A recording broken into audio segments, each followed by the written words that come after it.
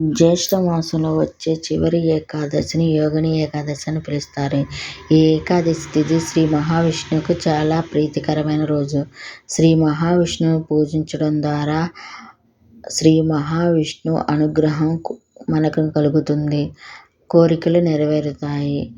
ఏకాదశి తిథి శుభముహూర్తం పంచాంగం ప్రకారం జూలై 1 10:26 ప్రారంభమై జూలై 3 ఉదయం 8:42 ముగుస్తుంది.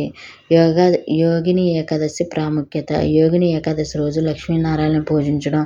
పద్మపురాణం ప్రకారం యోగిని ఏకాదశి రోజు ఉపవాసం ఆచరించడం వల్ల యాగాలు చేసిన పుణ్యఫలం లభిస్తుంది. జన్మజన్మలు చేసిన పాపాల నుంచి ముక్తి లభిస్తుంది. యోగిని ఏకాదశి రోజు జాగారం చేసి విష్ణునామ స్మరణ చేయాలి. ఇక అలా చేయడం వల్ల సంపద, సంతోషం, శ్రేయస్సు పొందుతారు.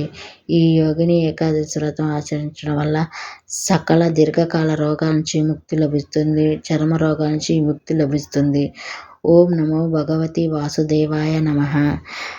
శాంతాకారం భుజగశయనం పద్మనాభం సురేశం విశ్వధరం గగనం సదృశమేఘవర్ణం శుభంగం వందే విష్ణు భవహరం సర్వలోకైకనాథం.